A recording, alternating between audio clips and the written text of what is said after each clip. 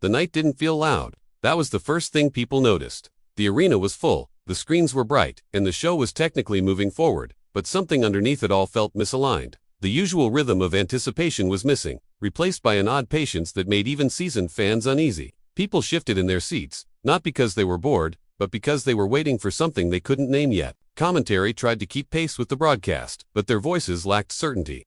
Words came out slower, more careful, as if saying the wrong thing might summon consequences. They weren't selling excitement. They were filling space. Even the crowd noise came in uneven waves, rising briefly before collapsing back into an uncertain hush.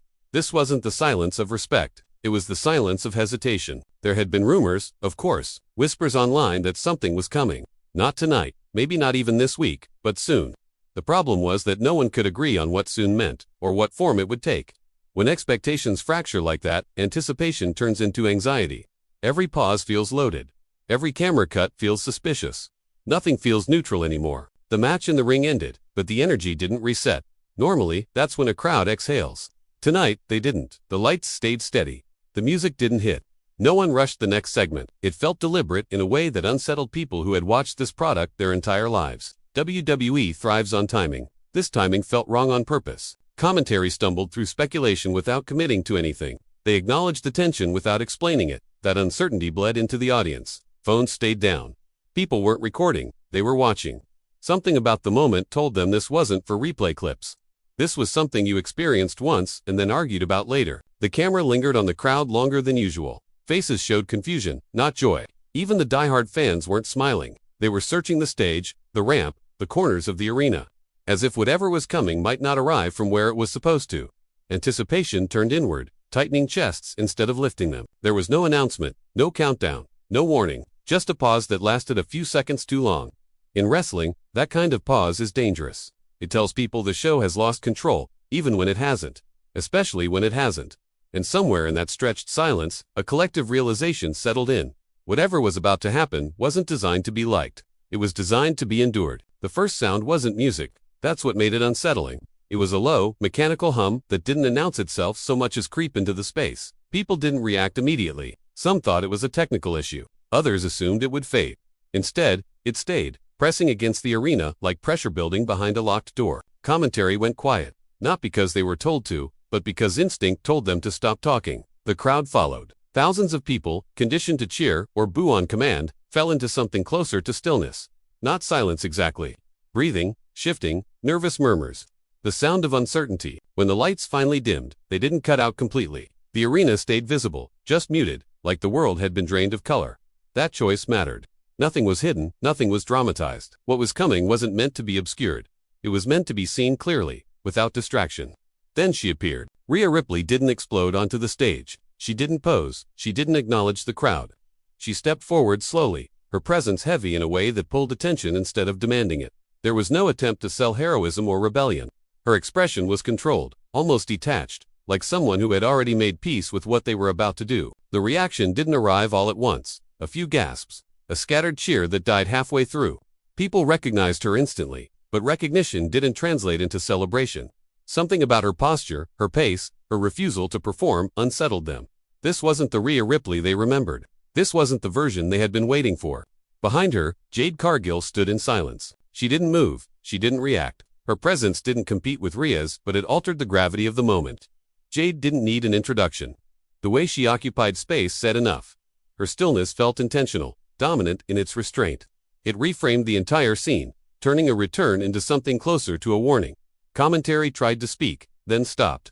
What could they say that wouldn't sound wrong? This wasn't a comeback story. It wasn't redemption. It felt like a line being crossed, one that couldn't be uncrossed once the feet touched the ramp. As Rhea walked forward, the crowd split emotionally. Some stood frozen, some sat back down. A few raised their phones, then lowered them again. This wasn't a moment people wanted saved. It was a moment people wanted to understand, and understanding felt out of reach. Every step toward the ring stretched the silence tighter. The entrance didn't build excitement, it built pressure. And by the time Rhea reached the edge of the ring, it was clear WWE hadn't prepared anyone for what this version of her meant. Not the crowd, not commentary. Maybe not even themselves. The ring didn't feel like a destination, it felt like a boundary. When Rhea stopped at the apron, she didn't climb in immediately. She looked around, not at the crowd, but past them, as if measuring something invisible. The audience felt that hesitation and mirrored it. No one pushed the moment forward. Everyone waited. Jade Cargill remained on the stage, silent and unmoving, but her presence continued to shape the atmosphere. It was impossible to ignore her role in this without understanding it. She wasn't there to support. She wasn't there to oppose. She was there to witness, and that made everything heavier. Witnesses changed the meaning of events. Commentary finally spoke, but the words were cautious, fragmented. They acknowledged the shock without trying to frame it. They admitted uncertainty, which is rare in a business built on control. That admission mattered. It told the audience this wasn't scripted comfort. This was something unfolding without a safety net. When Rhea entered the ring, there was no pose, no signal to the crowd. She stood there, breathing steady, eyes focused, letting the moment stretch uncomfortably long. The crowd didn't know how to respond. Cheers felt inappropriate. Boos felt hollow. Silence felt safest, so silence took over. This wasn't dominance performed through aggression. It was dominance through restraint. Rhea didn't need to prove she belonged. She made the space adjust around her. Even the wrestlers already in the ring shifted their posture, not out of respect, but calculation. Careers are shaped by moments like this, and everyone could feel the shift happening in real time. Backstage, tension spiked. People who weren't scheduled to appear stopped what they were doing. Agents stared at monitors without speaking. Authority figures exchanged looks that carried more questions than answers. This wasn't the plan they had rehearsed. This was something heavier. Something with consequences they hadn't fully mapped out. Social media lit up instantly, but not with celebration. Debate fractured timelines. Some called it uncomfortable. Others called it necessary. Many admitted they didn't know how to feel, only that ignoring it wasn't an option. The industry thrives on moments that can be packaged. This one resisted packaging. Jade finally moved, stepping back out of view without acknowledgement. That absence hit almost as hard as her presence. It left Rhea alone in the ring, not isolated, but singular. Whatever this was, it belonged to her now. The segment ended without resolution. No attack, no challenge, no closure. The show moved on, but the atmosphere didn't. The weight lingered, pressing against every match and every promo that followed. WWE had crossed into unfamiliar emotional territory, and there was no immediate way back. The fallout didn't wait for the show to end. Backstage, conversations shifted tone. Wrestlers spoke in lower voices, not out of fear of being overheard, but out of instinct. Something had changed in the hierarchy, and no one was sure where they stood anymore. Futures that felt stable hours earlier suddenly felt negotiable. Younger talent watched the monitors with narrowed focus. Veterans leaned back, arms crossed, recalculating. This wasn't about one return, it was about what that return implied. When someone comes back without asking for permission, without offering explanation, it forces everyone else to question the structure they've been trusting. Authority figures faced pressure immediately. Media requests piled up faster than answers could be formed. There were no prepared statements that fit the tone of the moment. Calling it exciting felt dishonest. Calling it controversial felt incomplete. The truth sat somewhere darker, harder to sell, and impossible to ignore. Jade Cargill's name trended alongside Rhea's, even though she had said nothing. Analysts debated her silence more than her presence. Was she aligned? Was she watching? Was she waiting? That uncertainty amplified the tension. When dominant figures choose restraint, it creates space for fear to grow. Rhea didn't give interviews that night. That absence became its own statement. Speculation filled the gap, some of it fair, some reckless. Conversation spilled beyond wrestling circles into mainstream commentary. People who hadn't watched in years tuned in, not out of nostalgia, but curiosity. Something uncomfortable had pierced the bubble. Personal consequences followed quickly. Family members fielded questions they weren't prepared for. Old rivals resurfaced in interviews, offering carefully worded reactions that betrayed deeper concern. This wasn't about winning matches. It was about what kind of environment WWE was becoming, and who would thrive in it. Inside the locker room, respect mixed with unease. Some admired the control. Others worried about the cost. When the industry shifts toward emotional realism, it demands more from everyone involved. Not everyone is ready to pay that price. The pressure didn't ease in the days that followed. It intensified. We had sparked a conversation it couldn't fully steer. Fans argued. Critics analyzed. Wrestlers watched closely. The return wasn't fading into highlight reels. It was settling into something heavier, something that would shape decisions long after the crowd noise faded. And at the center of it all stood Rhea Ripley, unmoved, unapologetic, carrying a weight that couldn't be shrugged off. This wasn't a comeback story anymore. It was a reckoning. And reckonings don't end cleanly. Time didn't soften the moment. If anything, it clarified it. As weeks passed, the return stopped being discussed as an event and started being discussed as a turning point. Not because of what happened in the ring, but because of how it made people feel afterward, uneasy, alert, a little less comfortable believing they understood the system. Rhea's presence on television remained measured. She didn't dominate airtime, she didn't chase reactions. She existed within the space like a reminder. forcing every interaction to carry more weight.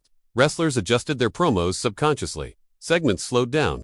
The tone across the show shifted, subtle but undeniable. Jade Cargill's shadow lingered over everything, even in absence. Her silence became part of the narrative without being officially acknowledged. That dynamic unsettled fans and insiders alike. Power dynamics rarely stay static, and WWE now housed forces that refuse to explain themselves. The audience changed too. Reactions became more thoughtful, less automatic. Cheers were earned. Silence carried meaning. Viewers debated not just outcomes, but intentions. That kind of engagement isn't flashy. It's demanding. It asks people to sit with discomfort instead of escaping it. Behind the scenes, decisions carried more scrutiny.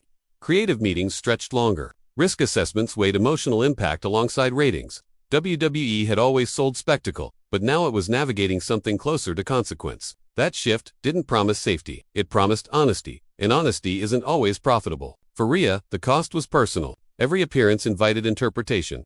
Every silence became a statement. She carried expectations from fans who wanted answers and critics who wanted accountability. She didn't offer either. That restraint protected the integrity of the moment, but it isolated her in ways few acknowledged publicly. This wasn't a story about dominance or revenge. It was about presence. About what happens when someone returns, not to reclaim a throne, but to question whether the throne matters anymore. We wasn't ready for that question, and neither was its audience. As the noise slowly settled, one truth remained. The return didn't resolve anything. It opened something, a space filled with uncertainty, pressure, and possibility. Wrestling thrives on closure, but this moment refused it. And as fans continued to watch, to debate, to feel unsettled long after the show ended, one question lingered beneath everything else, heavier than any championship or rivalry. When someone comes back carrying this much weight, how long can everyone else pretend nothing has changed?